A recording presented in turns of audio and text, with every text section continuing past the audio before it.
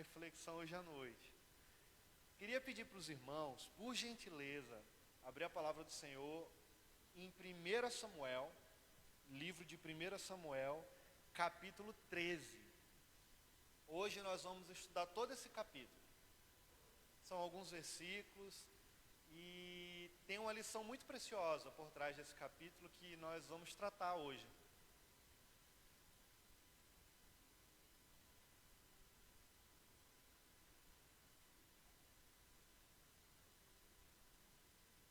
Enquanto os irmãos vão abrindo, eu também vou abrir aqui a minha. Hoje, irmãos, nós vamos conversar um pouco sobre algo muito precioso que Deus faz na igreja. Sobre algo muito precioso que Deus faz nas nossas vidas. Sobre algo muito especial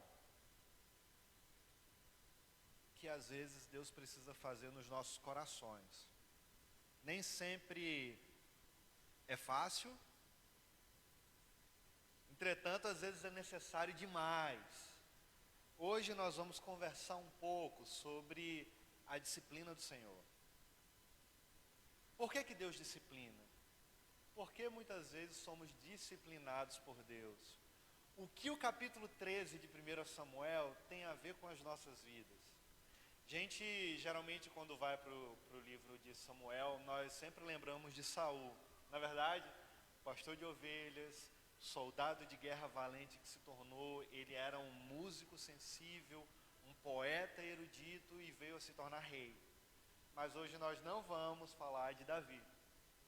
Nós vamos falar do seu antecessor. Nós vamos falar sobre Saul. E para começar, eu quero contar uma história para vocês. Lá na nossa igreja, um diácono, irmão nosso, ele era síndico do prédio onde ele morava. E aí, alguém do seu prédio estava jogando ovos no quintal do vizinho. O prédio tinha uma casa ao lado. E aí, o vizinho chegou no prédio, foi procurar o síndico, no caso ele, né? E falou, olha, tem alguém jogando ovos aqui no meu quintal. Possivelmente alguma criança.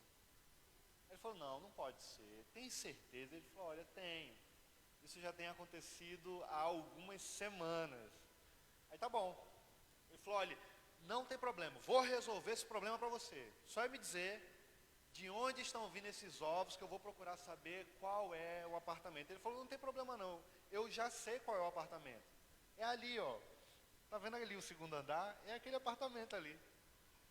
Aí o síndico olhou, falou, rapaz, tem certeza que é aquele apartamento? Aí o vizinho falou, rapaz, eu tenho convicção. Era o apartamento do síndico. Quem estava jogando ovos no quintal do vizinho era o filho do síndico. Ele falou, aguarda um pouquinho aí, deixa ele em casa.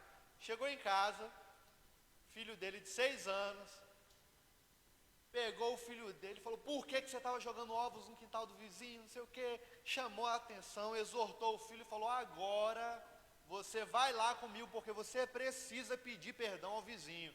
É a criança, né? Sabe, criança chorando, não, eu não vou. Falou, você vai. Ele, não, eu não vou, você vai. E aí ele pegou o filho chorando aos prantos, e aí foi lá com o filho. Quando chegou lá, o vizinho vendo a situação um pouco constrangedora, né? Falou, não, já está perdoado, já, precisa não, tá resolvido. Percebeu que o pai tinha tomado uma posição, né? Ele falou, não, está resolvido. Ele falou, não, ele vai pedir perdão a você. Qual é a moral da história aqui, irmãos? A criança precisava ser disciplinada. Opa. Ficar longe para não bater de novo. Senão quem vai ser disciplinado sou eu aqui, se fizer alguma coisa errada, quebrar. A criança, ela precisava ser disciplinada. Por vezes, é o que irá acontecer comigo e com você. Então, para começar, eu quero chamar a atenção para vocês apenas a parte A do versículo 13 desse capítulo 13, tá certo? Acompanha comigo. Hoje nós vamos passear versículo após versículo, então eu peço a atenção dos irmãos e eu prometo que não vou demorar. Nós vamos passear aqui de maneira muito objetiva nesse texto, mas veja comigo o que o Senhor diz na parte A do versículo 13. Disse Samuel: você agiu como um tolo, desobedecendo ao mandamento que o Senhor, o seu Deus, deu a você. Vamos orar mais uma vez? Baixa a sua cabeça. Pai, eu te peço nesse momento que o Senhor fale aos nossos corações. Pai, eu te peço por graça e misericórdia, Senhor. Somos pecadores, somos falhos. Eu te peço, não por mim, mas pela Tua palavra, que o Senhor me use pela Tua misericórdia, Senhor. Eu tenho defeitos, eu tenho falhas, e nesse momento, Senhor, eu clamo pela direção do Teu precioso Espírito para falar aos nossos corações. Nós necessitamos ouvir a Tua voz e não a minha, Senhor. Então, por favor, fala aos nossos corações nesse momento, Pai, no nome de Jesus. Amém. Irmãos, o contexto aqui é mais ou menos esse. Saul, ele estava se preparando para uma guerra contra os filisteus, e enquanto ele se preparava para conduzir os soldados na batalha contra o poderoso exército dos filisteus, que era extremamente violento nessa época, olhando para Israel, era extremamente violento. A gente percebe que a confiança de Saul na batalha, ela vai ser testada. No decorrer da primeira batalha, Saul, ele ganha confiança, ele se torna autoconfiante e autodependente, e aos poucos ele começa a não depender mais do Senhor. No início, ele era temente a Deus, ele confiava ao Senhor, e tudo que ele fazia tinha a direção de Deus. Só que no decorrer das suas vitórias, a confiança foi aumentando, e no trono do seu coração, algo chamado egocentrismo e independência começou a prevalecer. E aos poucos ele deixou de ouvir a voz de Deus, e aos poucos ele não estava mais dando atenção à palavra do Senhor e à sua direção. Se a gente olhar aqui no capítulo 12, a gente percebe que Deus, ele está chamando o povo ao arrependimento. Só que aqui nesse capítulo 13, a gente vai ver o que acontece quando não nos arrependemos. É dentro desse contexto que Saul, ele está inserido. Por isso que o coração desse capítulo aqui é justamente que Deus, ele disciplina o seu povo. E porque ele disciplina o seu povo, a gente vai perceber em 3 divisões, como presbiterianos têm costume de fazer, e acabei fazendo da mesma maneira, percebendo 3 divisões nessa passagem. Primeira delas que a gente vai perceber por que Deus, ele disciplina o seu povo, é justamente quando o seu povo se torna orgulhoso. Dos versículos 1 aos versículos 7, nós perceberemos que Deus, ele disciplina o seu povo quando o seu povo, os seus filhos são o quê? Orgulhosos. Então, acompanhem comigo, irmãos, porque o orgulho, ele mostra como está o trono do nosso coração. Na verdade, o orgulho, ele revela para nós quem está no trono do nosso coração. E aí eu quero chamar a sua atenção para o versículo 1, vamos lá? Olha o que está aqui nesse primeiro versículo. A narrativa diz assim, que Saul, ele tinha 30 anos de idade, quando ele começou a reinar, e reinou sobre Israel 42 anos. Irmãos, só uma observação aqui, é interessante falar isso, porque o Velho Testamento, ele foi escrito em hebraico, e no hebraico antigo, o texto chamado massorético, que para a gente em português, esses detalhes não é muito importante, mas é importante dizer o que significa por trás disso, é que no texto original, está dizendo aqui, na tradução raiz, que Saul, ele está apenas no 2º ano do seu reinado. O que isso tem a ver? O que isso significa para a gente? Isso não pode parecer importante, mas é extremamente importante. Por quê? Porque ele está apenas no 2º ano do seu reinado, Mas a partir desse segundo ano do seu reinado, a gente vê o início da queda. A gente vê o princípio do fim. A gente vê Saul descendo ladeira abaixo e os problemas começando a crescer de maneira gigantesca, como uma bola de neve que vai crescendo. A gente percebe aqui que a partir desse primeiro versículo já vai começar a apontar o início de uma queda desastrosa na vida de Saul e também a rejeição de Deus sobre a vida de Saul por conta das suas atitudes. Agora acompanhe comigo o versículo 2, o que vai dizer acerca de Saul. Saul escolheu 3.000 homens de Israel, e 2.000 ficaram com ele em Miquimais e nos montes de Betel, e 1.000 ficaram com Jonatas em Gibeá de Benjamim. O restante dos homens ele mandou de volta para as suas tendas. Irmãos, sabe quantos homens eram esses restantes?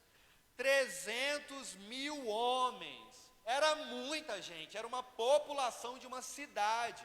Mas onde que está isso, Edilson? Se você olhar capítulo 11, versículo 8, vai dizer que 300.000 homens voltaram para as suas tendas.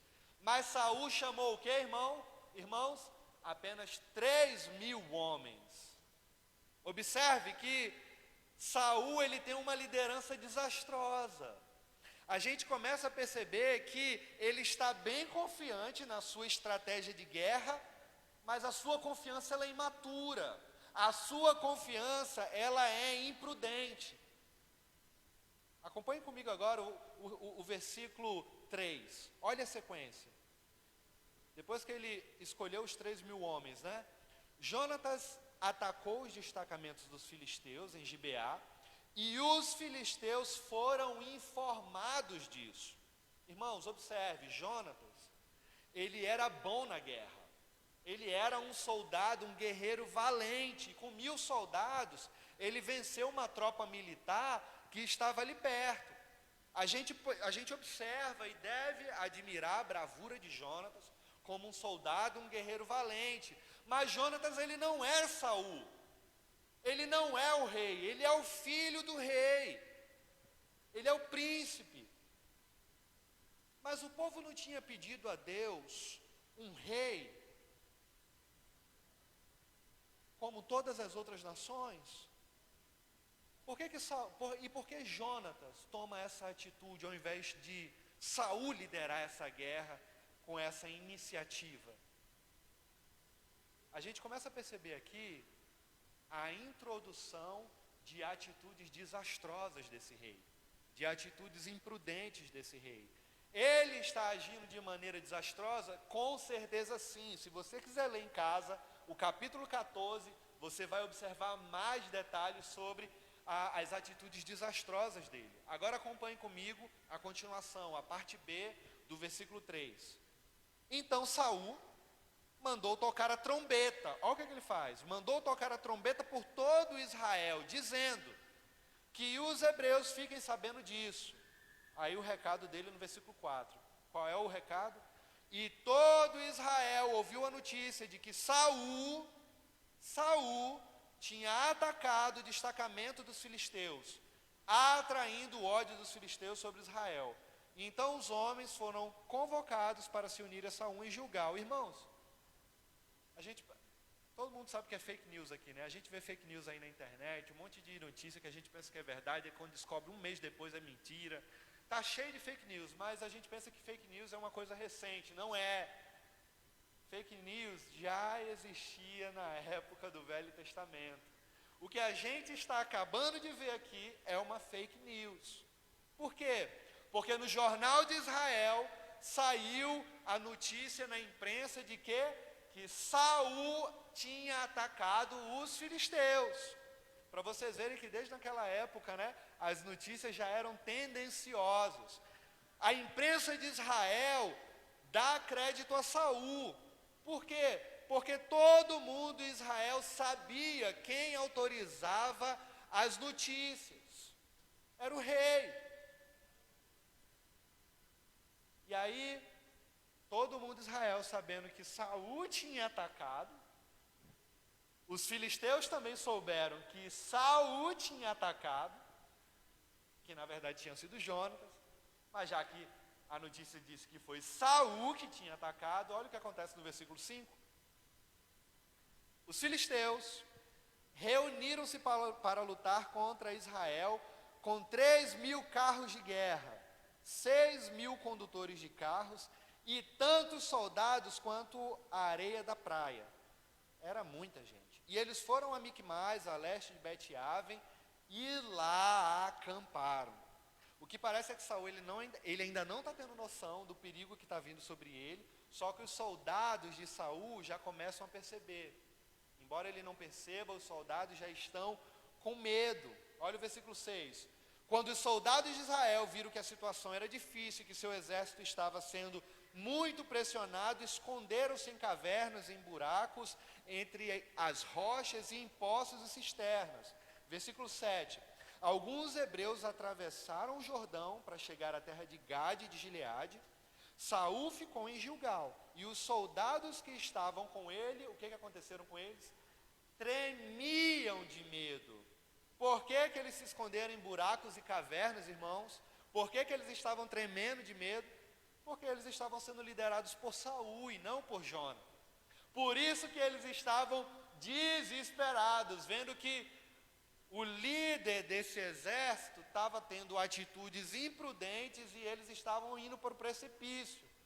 E não era Jonatas que estava liderando eles. Saul, no verso 2, ele ficou onde? Em Micmais. Jonatas tinha ficado onde? Em Gibeá de Benjamim. Aqui no verso 5, o que a gente vê? Depois que os filisteus sabem da notícia que saiu Israel, dizendo que Saul tinha vencido aquele exército de 1.000 homens, no verso 5 os filisteus foram para onde? Para Micmais. E onde é que Saul estava? Em Micmais. O que a gente percebe aqui? Tá bom, Saul, já que é você que disse que venceu a guerra, derrotando os nossos 1.000 soldados, e a gente sabe que foi Jonatas, mas você está levantando a bandeira para você, a gente vai ao seu encontro. E aí o exército filisteu está indo. Por isso que os soldados estão tremendo de medo, porque percebem uma atitude desastrosa de um homem que não ouvia mais a voz do Senhor. Sabe o que a gente percebe aqui, irmãos? O orgulho, ele precede a queda. O orgulho, ele destrói princípios que foram construídos um dia. Os filisteus souberam que Saul estava tocando a trombeta, então a gente vai ao seu encontro, Saul. O medo, ele é tanto que os soldados não querem ficar com Saul. Sabe o que a gente aprende aqui, irmãos? O povo de Israel estava vivendo o reflexo das suas escolhas.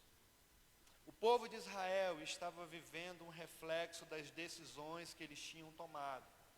O povo de Israel estava vivendo o reflexo do pecado. O orgulho do povo de Israel foi tão grande quanto o orgulho de Saul. E por que eu estou falando isso? Porque na época dos juízes, o Deus, ele governava o seu povo através de homens que temiam ao Senhor, e esses homens, sendo liderados por Deus, eram voz de Deus no meio do povo. E esses homens tomavam decisões segundo a direção de Deus e faziam com que as coisas acontecessem harmoniosamente. Só que aí, o povo pecador, como nós, começa a olhar para o lado, para o outro, começa a olhar para a grama do vizinho e fala: não, ah bom, a gente não quer juiz mais não, a gente quer agora um rei. Ah bom, todo mundo tem um rei, por que a gente não pode ter um rei? Não, a gente não quer mais não. Samuel fica muito triste, Deus fala: Samuel, não se preocupa, porque esse povo, eles não estão rejeitando você, eles me rejeitaram. E agora eles estão querendo um rei como qualquer outra nação. Essa rejeição foi contra mim. O povo de Israel estava vivendo naquele momento consequência das suas escolhas desastrosas. O povo de Israel estava com orgulho no coração, irmãos. A comunidade de Israel, aqueles irmãos, já não estavam mais olhando para Deus como antes. Os irmãos que faziam parte daquela comunidade já não queriam mais ter Deus como governador supremo. Eles queriam ter um rei, como todas as outras nações. O que a gente percebe aqui não é apenas o orgulho de Saul. Na verdade, o orgulho de Saul e o pecado de Saul é apenas um reflexo do pecado que estava em toda a nação de Israel. Saul era apenas a ponta do iceberg, era apenas a ponta do espinho. Na verdade, o problema era muito maior. Saul, ele só refletia o que estava no coração de toda a nação de Israel. E já que eles rejeitaram Deus para governar, eles estão também sofrendo consequência das atitudes e escolhas desastrosas que eles tiveram. E aí, quando a gente olha lá para o capítulo 8, versículo 5, embora Deus ele não aprovasse essa escolha da nação de Israel, querendo um rei como todas as outras nações, mesmo assim, Deus cede, dando para eles um rei incrédulo como eles desejavam. Oh, Jesus amado. Irmãos, Deus ele desejava um rei da sua própria escolha. Deus ele desejava um rei que expressasse uma verdadeira dedicação a ele por meio de fé, por meio de obediência. Só que como o povo estava desejando tanto ser igual às outras nações, Deus ele permite. E muitas vezes Deus ele vai permitir orações que nós fazemos, desejos que não nascem no coração dele. E muitas vezes Deus vai permitir tantas coisas acontecerem na minha vida e na sua vida, não porque Ele quer, mas porque através disso Ele vai acabar ensinando lições preciosas para a gente. Muitas vezes essas lições elas são cheias de dor. Muitas vezes essas lições elas são cheias de lágrimas, cheias de feridas, marcas profundas que vão até a alma. Mas por vezes Deus permite, porque inúmeras vezes o nosso coração está endurecido, o nosso coração não está mais olhando para Ele, e muitas vezes não há mais quebrantamento nos nossos corações. E por conta disso, Deus ele permite que a gente tome decisões que não é a vontade dEle. Mesmo assim, Ele permite. E por que Deus permite, irmãos? Porque Deus tem os seus meios para disciplinar e ensinar o seu povo. Em meio às maiores disciplinas, é onde nós aprendemos as maiores lições. E é isso que Deus faz comigo e com você. É isso que Deus está fazendo com a nação de Israel aqui. Outra coisa que a gente percebe aqui é que o orgulho de Saul, irmãos, está antecedendo a sua queda. E é só ele que não está percebendo isso. O caldo engrossou, a tempestade está violenta, o problema já está, a panela de pressão já está fervendo e ele não percebe. Sabe por quê? Porque muitas vezes o que acontece é que o pecado, ele nos cega. Às vezes a gente está querendo tampar o sol com a peneira. Às vezes a gente não está mais querendo enxergar o que está visível à nossa frente. Às vezes está tão claro e mesmo assim a gente cria justificativas para argumentar algo que está no nosso coração que não é a vontade de Deus. E aí quando nós percebemos, nós já estamos envolvidos em nossas escolhas, e aí a gente já está sofrendo as consequências do pecado, e aí quando a gente percebe, já está todo arrebentado, chorando aos prantos, às vezes no fundo do poço. E aí a gente para e olha e fala, meu Deus, o que foi que eu fiz? Por que eu tive que chegar nesse ponto para entender que essa não era a tua vontade? O orgulho de Saul, ele começou bem pequenininho. E às vezes é assim também, na minha vida e na sua vida. Começa pequeno. Pecados pequenininhos, começa bem pequenininho. Às vezes está lá debaixo do tapete, limpa por cima, mas o pecado está lá por baixo. Começa bem pequenininho, só que aí ele começou a crescer. O tempo foi passando. E aí Saul agora ele começa a tomar crédito pelas batalhas que ele não ganhou. né? Isso vai tomando orgulho no seu coração. Talvez a gente não esteja por aí desfilando como Saul, né? Tocando trombeta, dizendo que a vitória foi nossa. A gente pode não estar postando nas redes sociais, a gente pode não estar fazendo isso, né? Para que todo mundo saiba que nós somos os melhores, mas ainda assim, o meu coração e o seu coração, ele pode estar cheio de orgulho. Ainda assim, nós podemos ter algo escondido que talvez nem a gente esteja percebendo nesse exato momento. Vocês lembram da história lá de Tiago e João? Tiago e João falando: Senhor, quando a gente estiver lá no céu, deixa eu ficar do lado direito, João do lado esquerdo, a gente quer sentar contigo lá. O contexto ali, né? Eles estão querendo sentar um do lado do outro, eles se achavam espirituais demais para tamanha posição na eternidade ao lado do Senhor. Os outros discípulos não falaram nada. Todos os outros ficaram calados, os outros 10. Mas isso não quer dizer que talvez eles não tenham pensado algo contrário, tenham ficado revoltados em seus corações.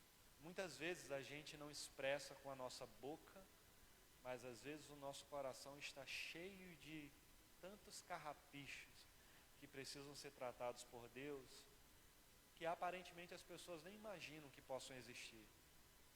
Mas como diz o salmista no Salmo 139, é o Senhor que penetra nas áreas mais profundas dos nossos corações e sabe o que existe lá. Eu acho difícil a gente ir para a guerra, né, como Saul foi. Isso seria muito difícil, principalmente no contexto que a gente vive hoje, né? No país que a gente vive, um país maravilhoso como o Brasil. Mas tanto para mim como para você, o alerta ele tem que ser o mesmo, irmãos. O orgulho ele antecede a nossa queda. Não sei o que você tem feito, os irmãos também não sabem o que eu tenho feito, mas nas nossas vidas nós precisamos estar prostrados diante do Senhor constantemente, porque muitas vezes no trono do nosso coração pode existir tudo menos a presença de Deus, e o orgulho ele pode estar tomando área das nossas vidas, gerando uma autoconfiança e uma independência de Deus, que muitas vezes a gente pode não estar mais percebendo quem nós somos. E quem nós somos, irmãos? Pecadores, falhos, cheios de defeitos, totalmente dependentes do Senhor. Não somos autossuficientes. A gente não tem essa autonomia. Todos os grandes homens que se acharam grandes um dia caíram. Todos aqueles que pensaram que era alguém um dia tiveram que descer. Porque o Senhor não divide a sua glória com ninguém. O Senhor não divide o trono, o lugar no nosso coração com ninguém. O trono dos nossos corações, dos filhos que foram alcançados por Ele, salvos por Ele, pertence ao Senhor, e Ele não divide a sua glória com ninguém. E aí no trono dos nossos corações, muitas vezes pode ter tantas coisas, e às vezes a gente não entende por que a gente está empacado na vida, em tantas áreas, e parece que não vai para frente, está preso em correntes. E aí a gente fica sem entender, por quê? Por que eu estou desse jeito? Por que minha vida não muda? Por que nada acontece? A questão não é essa. A questão é que talvez a gente ainda não tenha percebido que Deus ele esteja justamente querendo tratar as nossas vidas e nos libertar de prisões que existem nos nossos corações, que se tornaram invisíveis e a gente não consegue mais perceber que os problemas estão visíveis à nossa frente. E Deus, na sua soberania, vai usar circunstâncias e vai fazer no seu tempo com que a gente perceba que precisaremos ser tratados por Ele. Porque o orgulho precede a queda, e Deus não divide a sua glória com ninguém. E principalmente, entendamos isso, Deus ele nos ama, somos seus filhos, e Ele quer o melhor para nós. E o melhor para nós é ser tratados e restaurados por Ele. E muitas vezes isso vai demorar para acontecer, porque muitas vezes talvez eu e você sejamos muito cabeças duras, e aí o processo pode ser um pouco mais longo, para alguns pode ser mais rápido, mas o tempo de Deus é diferente para cada um. Entretanto, Deus vai tratar com os seus. Deus não passa batido em nada nas nossas vidas. Se algo está errado, se alguma coisa não aconteceu, se as coisas estão aparentemente fora do lugar, se você se sente perdido dentro de um labirinto, se você quer fazer algo e não sabe o que fazer, se você se sente completamente desorientado, sabe que tem alguma coisa errada, mas não sabe o que fazer, não se preocupe. Deus, Ele está tratando comigo e com você. Deus, Ele está trabalhando nos nossos corações. Às vezes a gente pode não estar entendendo o que está acontecendo, mas Deus, Ele vai chegar na hora certa e vai nos confrontar nas áreas específicas e exatas para fazer o que Ele necessita. Porque Deus, Ele cuida dos seus. Saul, ele não está percebendo isso. Outra lição que a gente vai perceber aqui agora dos versículos 8 a 15, que Deus, Ele disciplina o seu povo quando o seu povo não obedece. Acabamos de ver que o orgulho, Deus, Ele visita, confronta e disciplina. Agora, nós perceberemos Deus disciplinando o seu povo quando não obedecemos a Ele. Será que nós permanecemos firmes, irmãos, quando a gente é forçado pelas circunstâncias? Por exemplo, o que a gente faz quando não sabe o que fazer? Está no olho do furacão, os problemas pipocando, a gente precisa tomar decisões, e às vezes decisões rápidas. O que a gente faz quando não sabe o que fazer, né? Qual a nossa atitude mediante o desespero? Ninguém nunca passou por isso aqui não, né? Não, ninguém nunca não, só eu. Amém. Mas o que a gente faz quando não sabe o que fazer? Onde é que a gente deposita a nossa confiança? A gente deposita a nossa confiança em Deus ou a gente deposita a nossa confiança nos homens? Olha o que o texto diz no versículo 8. Vamos voltar agora para o contexto da guerra. Saul esperou 7 dias, né? Os filisteus já tinham montado um exército lá, Saul já tinha tocado a trombeta, então a gente está indo ao encontro de Saul, aqui é ele que está dizendo que ganhou a guerra, então, contra os nossos 1000 soldados, e aí,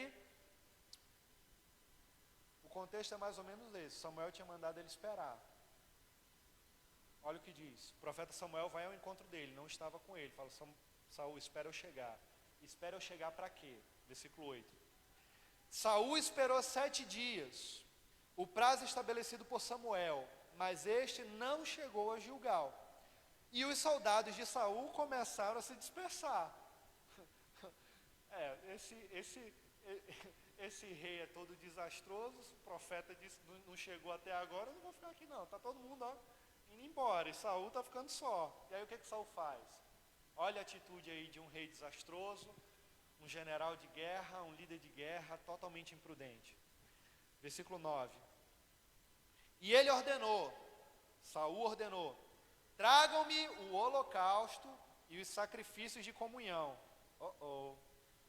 Então, Saul ofereceu o holocausto.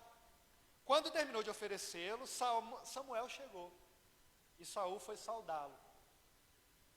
Versículo 11, perguntou Samuel, o que foi que você fez? E aí Saul respondeu, quando vi que os soldados estavam se dispersando e que não tinham chegado no prazo estabelecido, e que os filisteus estavam reunidos em Miquimais, pensei, agora os filisteus me atacarão em Gilgal e eu não busquei o Senhor.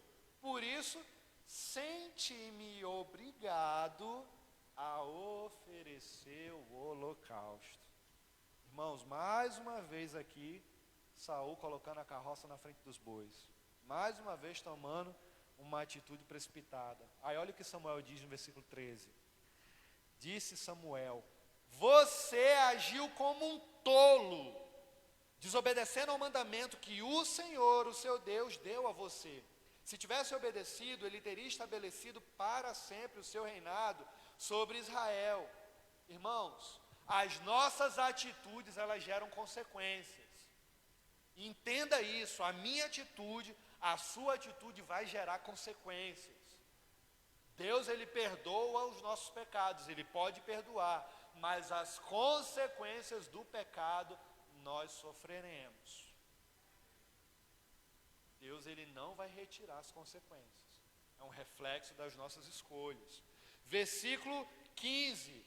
E então Samuel partiu de Gilgal e foi a Gibeá de Benjamim. Perdão, irmãos, versículo 14, eu pulei. Veja só o que Samuel diz depois de dizer que ele tinha agido como um tolo. Eu tinha pulado o versículo 14, perdão. Mas agora o seu reinado não permanecerá. A exortação do profeta Samuel diante de Saul.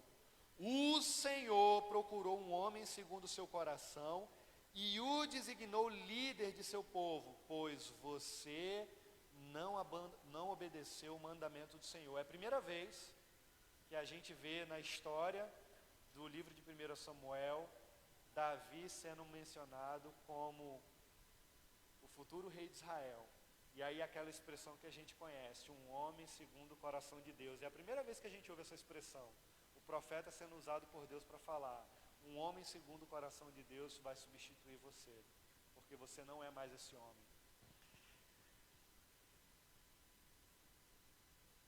Versículo 15 agora. Então Samuel partiu de Gilgal e foi a Gibeá de Benjamim, e Saul contou os soldados que estavam lá com ele. E eram quantos, irmãos? Cerca de 600 soldados. Quantos soldados Saul tinha no início? 2.000. Quantos soldados Jonatas tinha? 1.000. Lembra que eram 3.000? Quantos soldados Saul tem aqui agora? 600. Quantos foram embora? 1.400. O que a gente percebe aqui? O exército está se dissipando, está se esfarelando. As consequências do pecado. O povo está indo embora. O medo tomou conta. As consequências e o reflexo da desobediência começam a tomar conta, e o caos e o desespero começam a crescer no meio do exército. Agora vamos entender melhor, irmãos, o que está acontecendo aqui. Vamos entender melhor sobre esse pecado da desobediência de Saul, tá certo?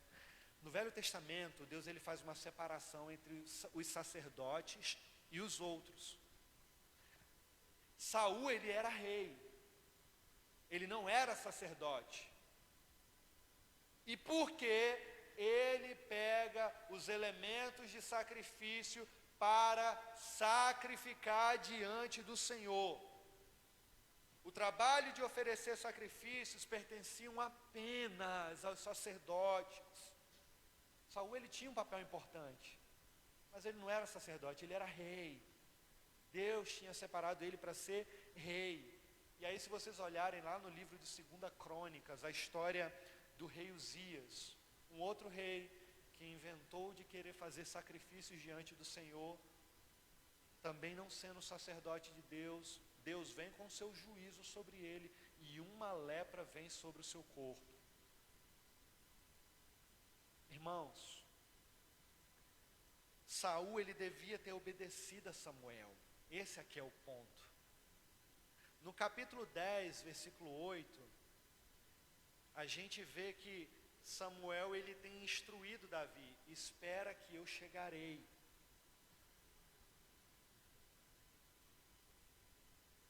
Mas Saul ele faz totalmente o contrário.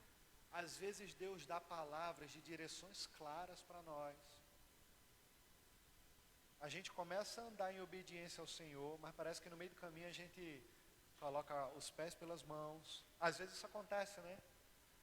Coloca a carroça na frente dos bois, acha que Deus está demorando, acha que Deus esqueceu da gente, que Deus não ouve mais as nossas orações, que Deus não fala mais com a gente. Daqui a pouco a gente quer começar a tentar resolver as coisas com as nossas próprias forças e fica dando murro em ponta de faca. E vai, mete a testa na parede, volta e vai para um lado, vai para o outro e nada acontece. É porque na verdade às vezes não é para a gente fazer nada. Às vezes Deus ele quer que a gente apenas espere. Só que o que é que Saul faz aqui? O contrário. O que é que Saul faz? Desobedece, coloca as carroças na frente dos bois, e ele mesmo, no versículo 12, oferece o sacrifício. Irmãos, assim como Saul, esse também é o problema de muitos crentes, nos dias atuais, que não entendem o que é submissão a Deus, e não têm a motivação correta nos seus corações, e tomam atitudes precipitadas.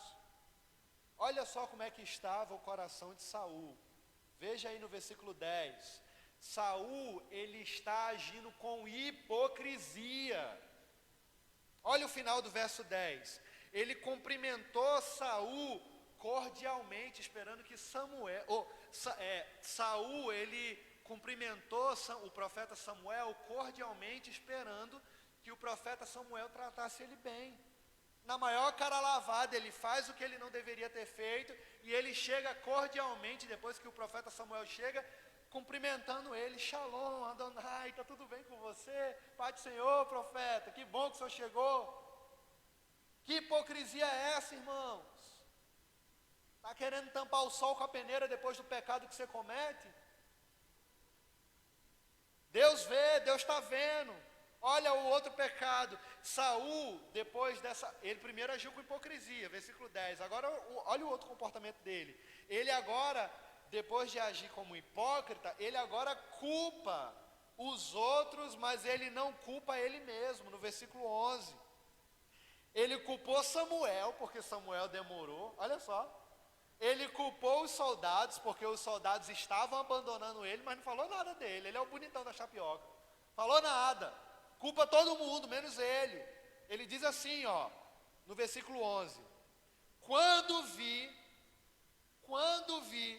que os soldados estavam se dispersando e que não tinha chegado no prazo, meus irmãos, Samuel chegou no mesmo dia. Capítulo 10, versículo 8, ele disse que chegaria em Gilgal nesse dia. Tanto faz, se é 10 horas da manhã, 3 horas da tarde, 5 horas da tarde, meio-dia, é o dia. Ele não disse a hora exata, não. Olha, Saul, quando o sol estiver se pondo, eu vou chegar. Não, ele falou que chegaria no dia. Mas quando nós já não estamos mais sendo liderados pelo Senhor, não temos mais confiança na sua palavra, estamos querendo resolver tudo com as nossas próprias mãos, o que a gente faz? Coloca o pé pelas mãos, as mãos pelos pés, a carroça na frente dos bois e toma atitudes precipitadas. E aí depois a gente vê as consequências. Samuel chegou, irmãos, no mesmo dia. Essa expressão aqui, quando vi, está demonstrando algo muito precioso, de aplicação para a minha vida e para a sua vida. Está demonstrando que Saul, ele estava andando por sinais, e ele não estava mais andando por fé. Ele não estava mais andando na confiança da palavra de Deus. Ele precisava ver para poder fazer alguma coisa. E como ele não estava fazendo nada, ele vai e toma as atitudes do jeito que ele acha que tem que fazer. Irmãos, nós precisamos andar por fé. O crente, ele tem que andar por fé e não por sinais. A palavra de Deus é o sinal revelado para nós, e nós precisamos abrir a sua palavra, meditar na sua palavra, orar a sua palavra, e através dela sermos direcionados pelo Senhor, e não pelo que a gente acha que A, B, C ou D diz, é o que o Senhor diz.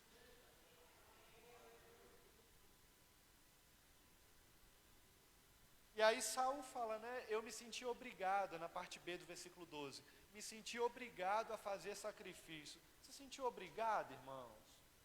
Por que ele não se sentiu obrigado a orar, chamar os soldados, os 600 que ainda tinha lá, Vamos orar aqui, vamos clamar ao Senhor, porque a situação está preta, a gente não sabe o que fazer, mas a gente tem um Deus que cuida do seu povo, vamos clamar por Ele. Por que ele não se sentiu obrigado a fazer isso?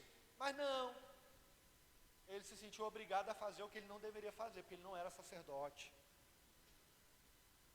E aí ele vai fazer aquilo que o Senhor não chamou ele para fazer. Sabe o que a gente percebe aqui? Que Saul, ele estava fazendo Deus de um amuleto.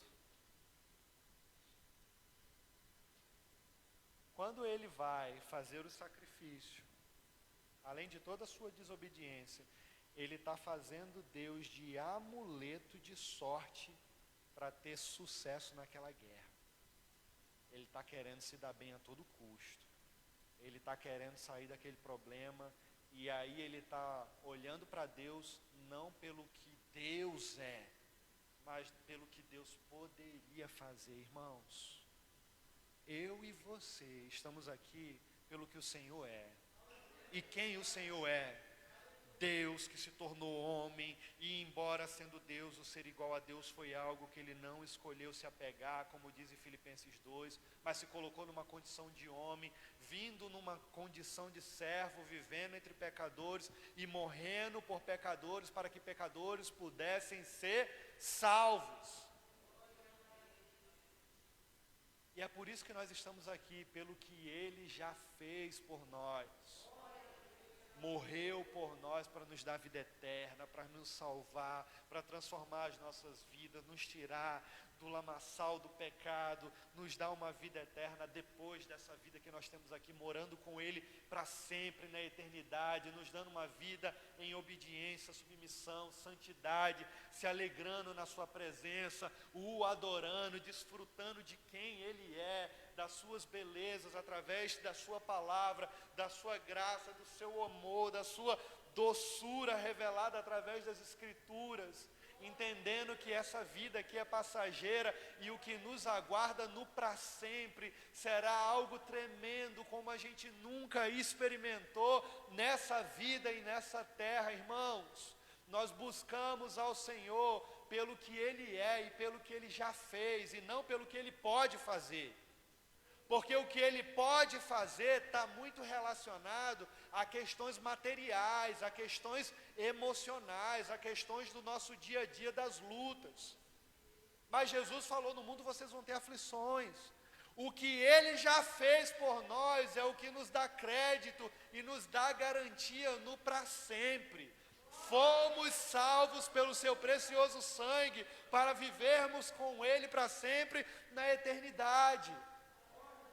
Mas Saul estava fazendo Deus de um amuleto aqui, porque ele queria ser vitorioso nessa guerra apenas. Saul já tinha esquecido de quem Deus era há muito tempo. Ele estava olhando para Deus com as lembranças do que Deus poderia fazer. De fato, Deus poderia libertar ali o povo daquela guerra, salvar o povo, mas não em atitudes de desobediência. Ele não estava querendo obedecer Deus. Muitas vezes, pessoas não estão querendo obedecer Deus. Por vezes, muitas pessoas estão apenas usando Deus. Muitas igrejas por aí, por vezes, estão usando um púlpito como um balcão de vendas para oferecer para os irmãos, que na verdade são clientes, produtos que a eternidade não nos oferece, que o Senhor não dá para nós.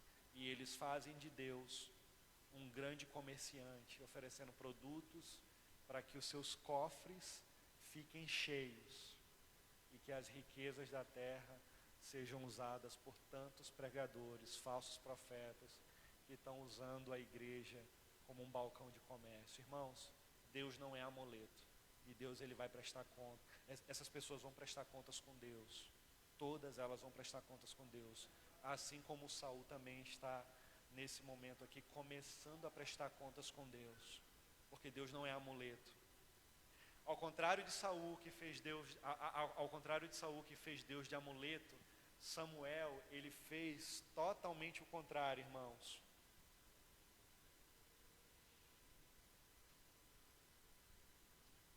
A atitude de Samuel, quando a gente olha lá para o capítulo 7, ela é totalmente diferente da de Saul, porque no capítulo 7 é um outro contexto de guerra, é um outro contexto onde ele está enfrentando o exército, e naquela guerra, Samuel, ele tinha um grupo bem menor, ele não tinha exército, ele não tinha armas, mas ele tinha algo fundamental: ele obedecia ao Senhor.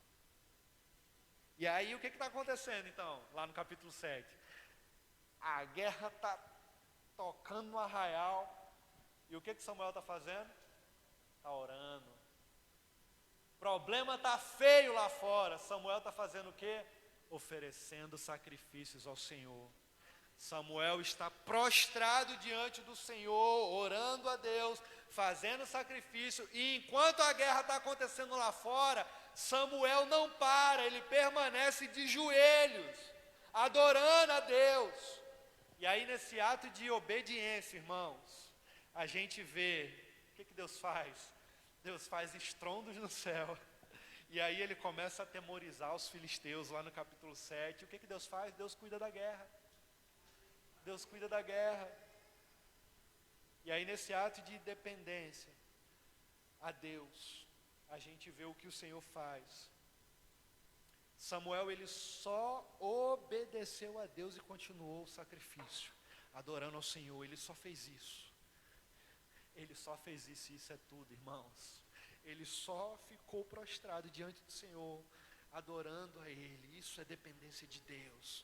Isso é dependência de Deus, não pelo que Ele pode fazer, mas pelo que Ele é. Independente de quais sejam as circunstâncias, a situação está difícil, mas eu estou orando, prostrado diante do Senhor.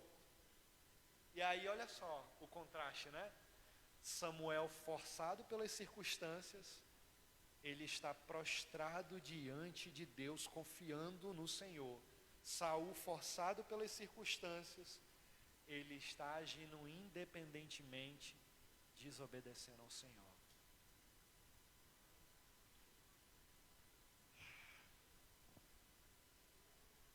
Tenho que cuidar no horário, né? Vou correndo. Quando a gente para olhar nas Escrituras, a gente vê muitos homens que foram tementes ao Senhor, independente das circunstâncias. A gente olha, por exemplo, para Abraão, que temeu ao Senhor, que recebeu uma promessa na sua velhice, e já não tinha idade nem para ser mais pai, mas Deus faz uma promessa dessa, que para muitos seria uma loucura, não é verdade? Muitos anos depois, essa promessa se torna realidade, o filho nasce, ele começa a criar, o filho da promessa começa a crescer, e agora Deus quer matar a promessa. Parece loucura isso, né? Como é que pode? Deus prometeu, e agora Deus quer matar a promessa, o filho da promessa. Não parece loucura isso? Como é que pode? Deus promete, depois de tanto tempo, nasce, e agora Deus quer tomar. Parece loucura isso. Só que loucura maior é você ver esse homem subir no Monte Moriá, obedecendo ao Senhor, sem saber ao certo o que vai acontecer, passando um filme na sua cabeça. Meu Deus, tu prometeu para mim esse filho, e agora eu vou ter que matar ele. E ele está subindo, e aí Isaac olha e fala: pai, a gente está com tudo pronto aqui para o sacrifício, mas quando chegar lá em cima, cadê o cordeiro? Ele sabe que tem que matar Isaac quando chegar lá em cima, sacrificando ele. E ele diz: filho, Deus providenciará para si o cordeiro. E quando ele chega lá em cima, ele não titubeia, ele não duvida, ele coloca o seu filho. Irmãos, não pense que essa situação é fácil, não. Quem é pai aqui sabe do que eu estou falando. Eu ainda não sou, mas quem é pai compreende isso. Pegar o seu próprio filho e colocá-lo para um sacrifício, achando que Deus tinha falado isso para ele, e ele tendo essa plena convicção no coração, ele vai sacrificar o filho, e agora ele coloca lá, e quando ele levanta o cutelo para matar, o anjo do Senhor o repreende e não permite que isso aconteça.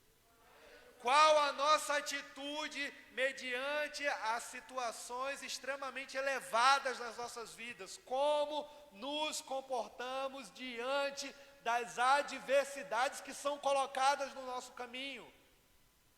Nós murmuramos contra Deus ou somos obedientes até o fim?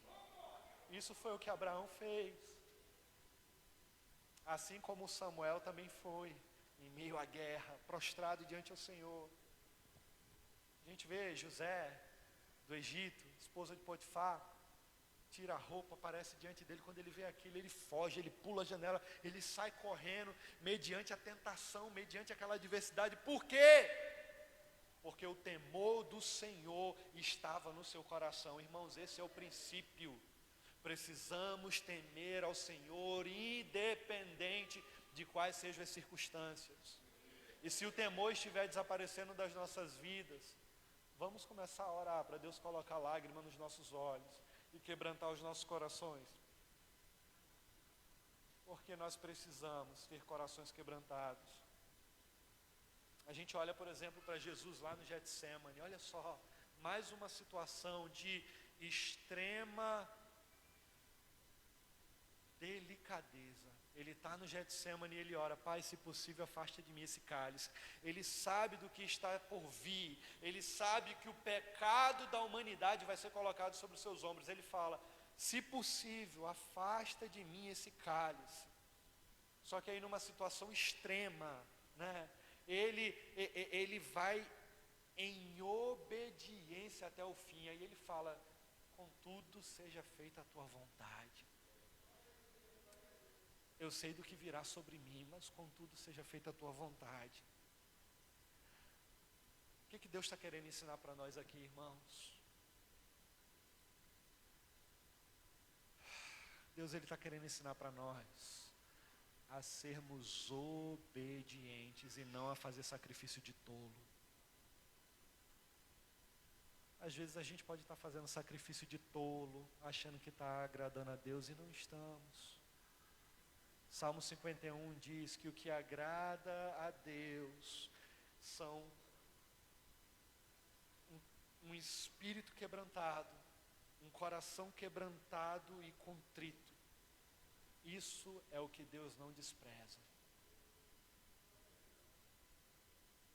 Às vezes a gente faz e só faz. Faz daqui para fora. Quando na verdade daqui para dentro no nosso coração precisa de tanto tratamento, de um quebrantamento. O que Deus está querendo não é os nossos trabalhos, não é o que a gente faz. Ele está querendo que haja arrependimento, quebrantamento nas nossas vidas. O que Deus está querendo é que a gente esteja prostrado diante dEle. Não são as nossas habilidades, irmãos. Não é o que a gente sabe de fazer de melhor. É como está o nosso coração diante dEle. A obra é do Senhor, a obra não é nossa. A obra é de Deus e Ele é responsável por ela. Ele nos usa por misericórdia, não é porque a gente é alguma coisa, não. Não são as nossas habilidades, é o nosso temor diante dEle, é o nosso temor diante da Sua presença, e é o quebrantamento que precisa existir na presença dEle, reconhecendo as nossas limitações, porque eu e você nós temos. Eu tenho algumas áreas, vocês têm outras, mas todos nós temos lutas e precisamos estar diante do Senhor em quebrantamento, falando: Senhor, pegue nas nossas mãos, porque nós dependemos de Ti. E aí eu lembro do Dr. Russell Shedd, falecido, santo homem de Deus, que já está com o Senhor na eternidade. Uma vez, em uma pregação, ele fez uma analogia que nunca mais esqueci. Ele disse: se você pega 2 leões em jaulas diferentes e para um leão durante um mês você dá vegetais e para o outro você dá carne, qual é o leão que daqui a um mês vai estar mais forte? Que comeu carne. Porque a natureza do leão é comer carne e não vegetais. Irmãos, assim também é a nossa vida. Ler a Bíblia, ficar menos nas redes sociais, vai fazer com que nós estejamos mais fortalecidos em Deus. Orar mais, reclamar menos, vai fazer com que nós teremos mais o quê? Intimidade com Deus. Confessar os nossos pecados, ao invés de tentar esconder eles, colocando debaixo do tapete, vai fazer o quê? Com que a gente alcance misericórdia diante do Senhor, e com isso seremos o quê? Quebrantados diante dEle.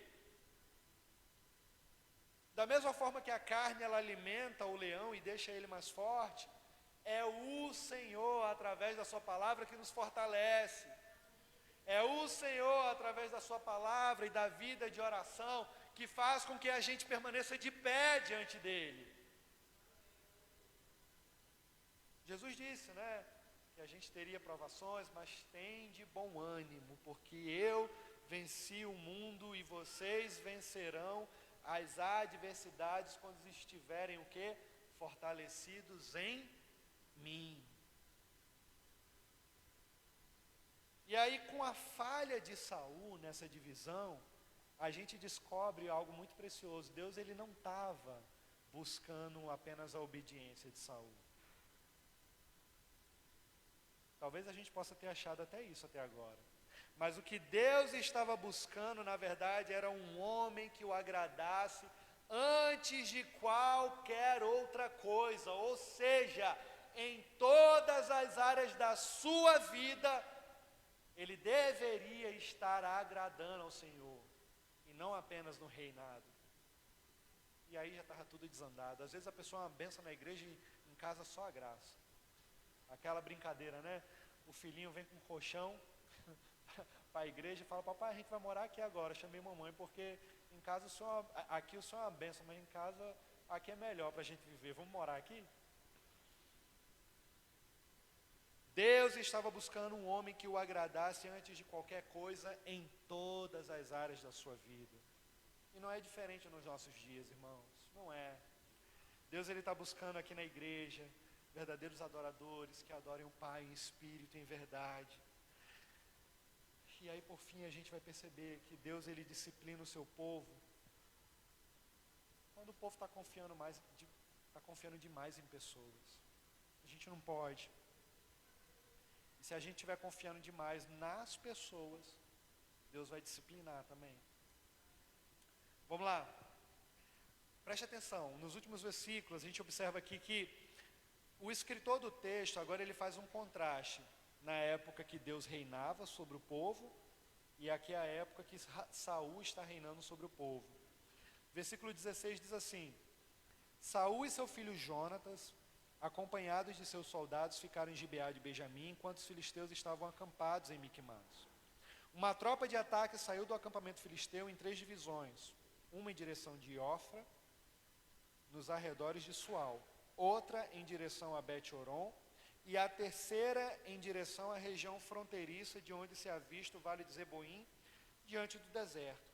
E naquela época não havia nem mesmo um único ferreiro em toda a terra de Israel, pois os filisteus não queriam que os hebreus fizessem as espadas e lanças. Irmãos, Israel está vivendo um caos aqui, pobreza total.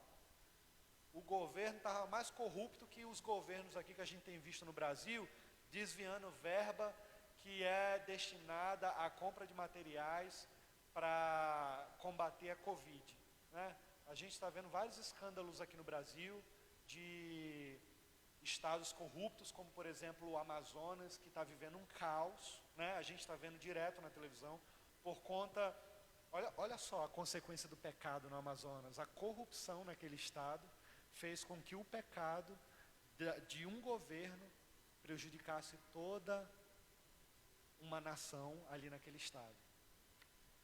Percebe como o pecado afeta várias pessoas? Israel está vivendo consequências do pecado, o governo corrupto e falho não tem recursos para se sustentar diante de uma guerra, por exemplo. Naquela época, o exército filisteu era o exército, a nação filisteia era a nação mais rica, mais poderosa. Israel está oprimidinha, está sofrendo pra caramba. E aí, dentro desse contexto, a gente vai ver consequências absurdas aqui. No capítulo 7, a gente vê que os filisteus eles foram dominados e eles não voltaram a invadir Israel, né? Lá no capítulo 7. Mas por que isso estava acontecendo? Porque era Deus que estava governando. Não existia rei, era Deus que estava governando. Depois que a nação de Israel, olha aí a consequência das escolhas desastrosas, pede um rei, e aí o rei é o reflexo do coração orgulhoso, o que acontece? Em consequência, a nação de Israel começa a padecer. Não tem mais dinheiro, está vivendo uma pobreza, um caos total, os inimigos começam a ficar ricos e agora eles estão oprimidos. A mão do Senhor não estava mais sobre a nação de Israel. Mas enquanto o profeta Samuel governava o povo sendo liderado por Deus, o povo de Israel era preservado e viviam muito bem. Aí olha o que tem aqui no versículo 20. O povo de Israel está sofrendo, né? Então,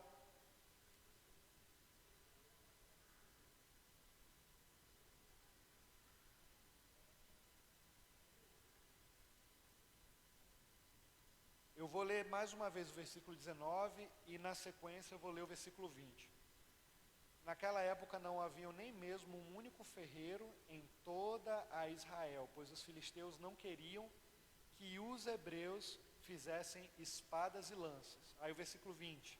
Assim eles tinham que ir para onde? Aos filisteus, para afiar seus arados, enxadas, machados e foices. E o preço para afiar rastelos e enxadas eram 8 gramas de prata e 4 gramas de prata para afiar os tridentes, machados e pontas de aguilhadas. Ou seja, o negócio estava tão feio que eles tinham que pagar e era um preço extremamente inflacionado. Para você pagar por um utensílio de capinar na agricultura, uma enxadinha era equivalente a um dia de trabalho. Não tinha dinheiro para isso. Não tinha dinheiro para afiar materiais. Por isso que nessa guerra, todos os soldados, nenhum deles tinha espadas. Só quem tinha era Saul e Jonatas. Versículo 22.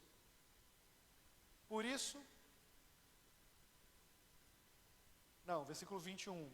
O preço para afiar rastelas inchadas era de 8 gramas de prata e 4 gramas de prata para afiar tridentes, machados e pontas de aguilhadas. Por isso que no dia da batalha, nenhum soldado de Saul e Jonatas tinha espada ou lança nas mãos, exceto o próprio Saul e seu filho Jonatas. Por isso que está todo mundo morrendo de medo, né? Aí agora observe, irmãos, esse último versículo. Esse último versículo, ele parece estar desligado do capítulo 13. Eu não sei qual é a versão que você tem, mas na versão NVI parece que ele está um pouco desconectado de todo o capítulo. Mas só parece. Olha só o que diz o versículo 15. Aconteceu que um destacamento filisteu foi para o desfiladeiro de Miquimás. Irmão, sabe o que isso significa? Parece não ser nada importante. Mas o fato de um destacamento filisteu ter ido lá para o desfiladeiro de Miquimás, está querendo dizer que 120 mil israelitas foram assassinados. Olha a consequência do pecado. Olha a consequência das atitudes desastrosas de um rei. Por que você está falando, Edilson? Como assim? Se você olhar no capítulo 11, versículo 8, você vê que o povo de Deus que foi contado eram 330 mil homens. Só que após a batalha contra os filisteus, no capítulo 15, a gente percebe lá no capítulo 15, versículo 4, que Saul conta o povo, e o restante do povo eram 210 mil homens. Ou seja, 120 mil israelitas foram assassinados após essa batalha. O que isso está acontecendo aqui, irmãos? Um luto generalizado na nação de Israel. Mulheres que ficam viúvas, crianças que ficam órfãs, e um desastre nacional acontece. Olha a consequência do pecado aqui. O povo está aos prantos, sofrendo. Você tem ideia da quantidade de sofrimento que está acontecendo aqui? Você tem noção da consequência de um pecado pelo fato de querer desejar um rei como todas as outras nações? Olha só, as nossas atitudes geram consequências, irmãos. Onde é que nós estamos depositando as nossas esperanças? Nas pessoas ou nós estamos depositando em Deus? O povo tinha pedido um rei segundo o coração deles, e não segundo o coração de Deus, e agora estão vivendo as consequências. As pessoas, elas não estavam mais olhando para os céus, elas não estavam mais olhando para cima, elas estavam agora olhando para um lado e para o outro, desesperados, porque não confiavam mais em Deus. E da mesma forma, Tantas vezes pode ser eu e você, às vezes nós estamos olhando para os homens, às vezes nós depositamos as nossas confianças nas pessoas e não estamos mais dependendo de Deus. E o profeta Jeremias, ele disse: maldito é o homem que confia no outro homem.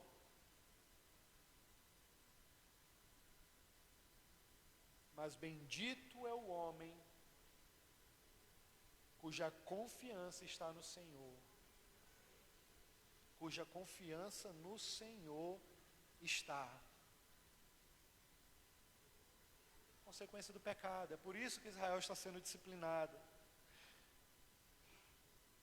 É por isso que muitas vezes eu e você somos disciplinados. É por isso que muitas vezes os pecados acabam também até afetando a nossa família. E às vezes a gente não entende por que tantas coisas acontecem dentro do nosso lar, na nossa família, no meio dos nossos. Às vezes, irmãos, é consequência das escolhas, pecados.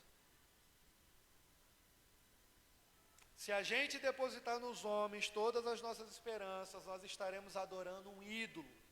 E quando esse ídolo quebrar, o nosso coração também será quebrado. É obviamente que a gente pode e até deve confiar em algumas pessoas, isso é fato, a gente deve. Só que o povo aqui, por exemplo, deveria ter confiado no profeta Samuel, que foi liderado por Deus, mas não confiou. Confiou em Saul. Por isso que estão vivendo as consequências.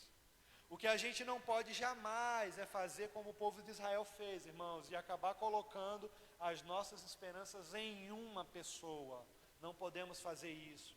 A gente pode, por exemplo, e a gente até deve, confiar nos nossos pais, devemos confiar, a gente deve confiar no cônjuge, nós devemos confiar nos líderes que temos, nós devemos confiar nos nossos pastores, devemos, precisamos, mas a gente não pode ficar surpreendido se em algum momento algum deles vier a falhar. Se os pais vierem falhar, o cônjuge, os líderes, pastores, sabe por quê? Porque homens falham, homens são pecadores, somos falhos. É por isso que nós não podemos esperar dos outros aquilo que somente Deus pode nos dar. E o que Deus pode nos dar, irmãos? Segurança. Apenas o Senhor pode nos dar segurança. A sua segurança não vai estar no casamento, a sua segurança não vai estar no emprego, a sua segurança não vai estar nos bens que você tem, ela precisa estar no Senhor. A gente precisa colocar nele, somente nele. A nossa expectativa, ela não vai poder estar no namorado, na namorada, não vai poder estar no marido, na esposa, não pode estar nesses políticos que a gente elege, não pode. A nossa confiança, única e exclusivamente, precisa estar em Deus. E aí, como eu disse antes, né, é aqui nesse capítulo que Davi aparece pela primeira vez como um homem segundo o coração de Deus, ele é mencionado, né? E Davi, ele foi um rei fantástico, um soldado de guerra valente, um músico erudito, um poeta sensível, ele era extraordinário, mas ele era um homem, e ele falhou, porque homens falham. Irmãos, embora Davi tenha sido rei, ele morreu. Sabe o que a gente aprende aqui? A nação de Israel estava querendo um rei, mas a verdade é que todos os reis morrem. A gente não precisa de um rei aqui na terra, nós precisamos de um rei que é eterno, nós precisamos de um rei que é para sempre. E é interessante porque o próprio livro de Samuel aponta para a vinda de um rei que virá, e ele veio, e esse rei, que é o rei dos reis, que é o Senhor dos senhores, mudaria a história para sempre.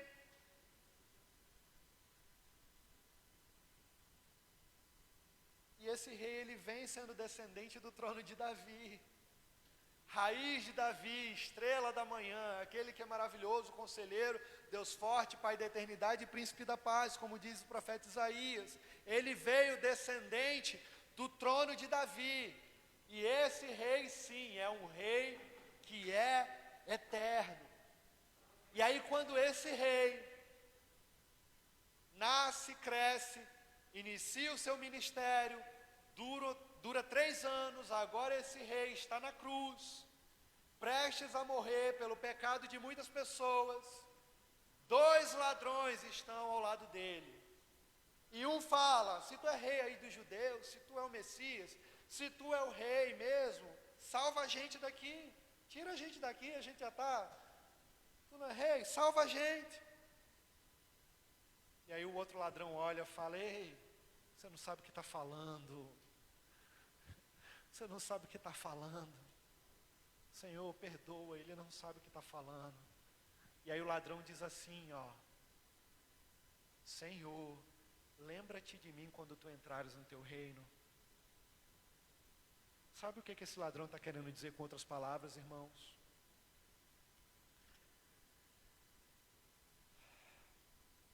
Senhor, eu percebo que tu é rei,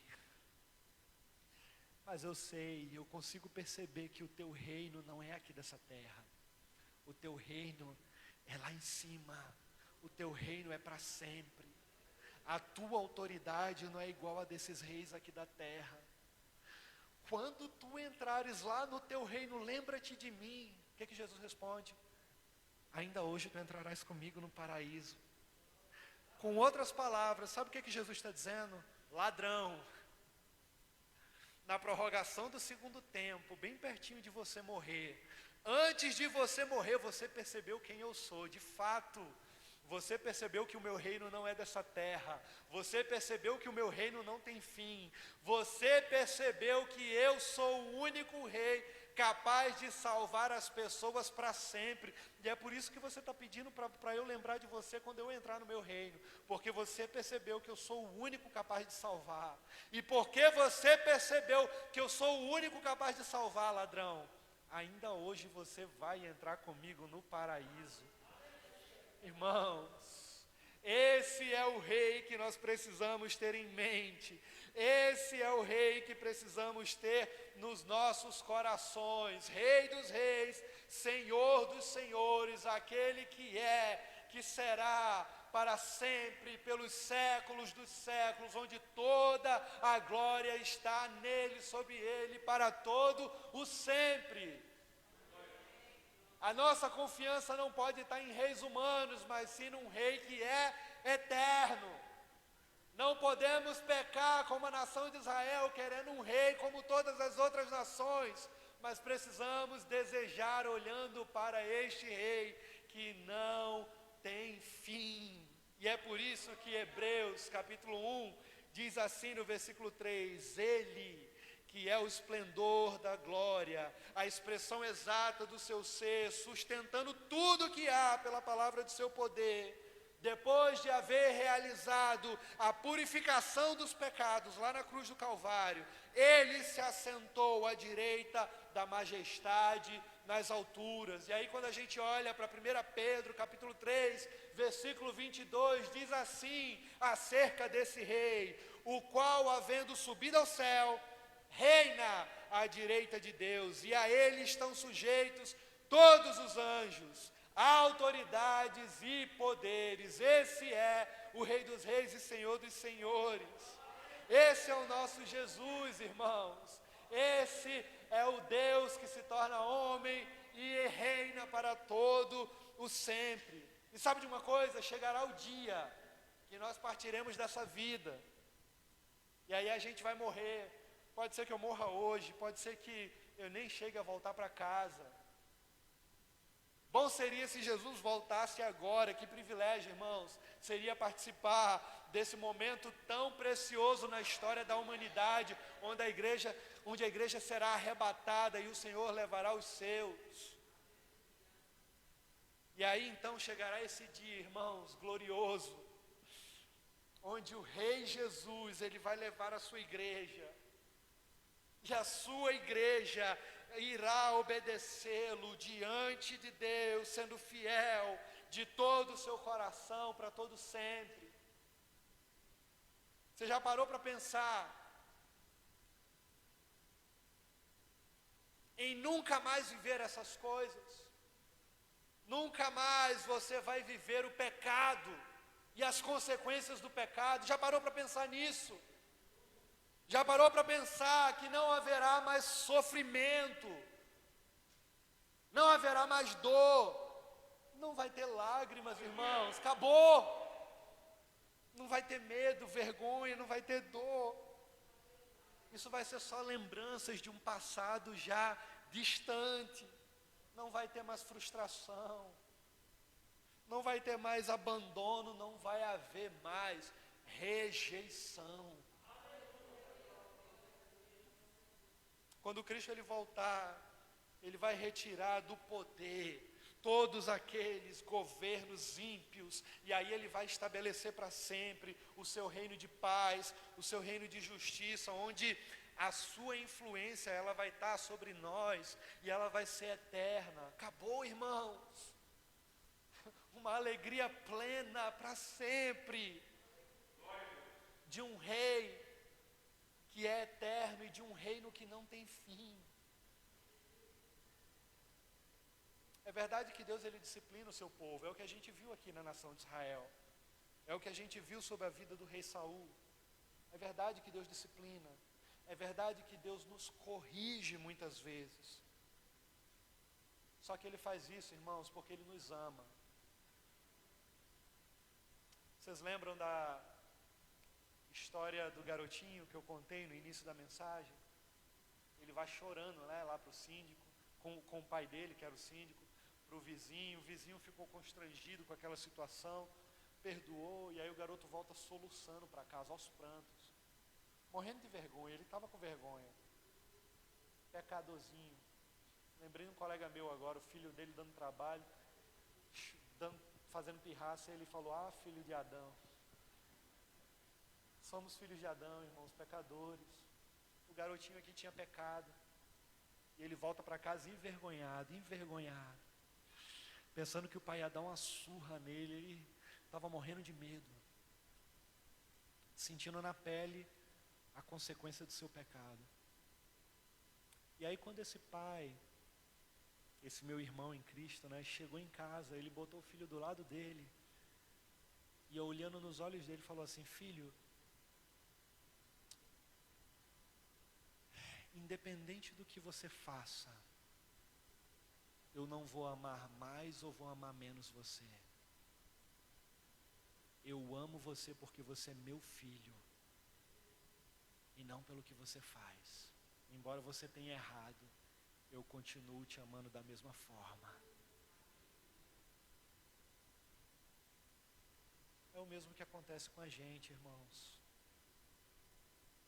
Deus ele nos disciplina muitas vezes. Na Bíblia a gente vai encontrar inúmeras passagens, o povo errando, Deus disciplinando. O Velho Testamento está cheio. Mas por que ele faz isso? Porque Ele ama os seus filhos. Deus ele está sempre disciplinando os seus filhos, mas nunca abandonando eles. Não estamos sozinhos. Independente do que você esteja vivendo nesse momento, o Senhor não nos deixa sós. Lembra de Pedro? Negou a Jesus 3 vezes. Jesus morre, ressuscita, e quando morre, ressuscita, depois de ressuscitar, no Evangelho de João, capítulo 21, ele vai lá ao encontro de Pedro, para restaurá-lo. Sabe por quê? Porque Deus não desiste dos seus filhos, e Ele exorta, confronta e restaura os seus filhos, porque Ele os ama. Meus irmãos, não estamos sozinhos. Em meio às disciplinas é onde nós aprendemos as maiores lições. Que Deus ele aplique essa mensagem aos nossos corações, e que em meio às suas disciplinas a gente possa sentir o toque da sua graça e do seu amor, mesmo que em alguns momentos a gente esteja sentindo um pouquinho de dor. Mas Deus sempre tem o remédio perfeito para cuidar das nossas feridas. Vamos orar.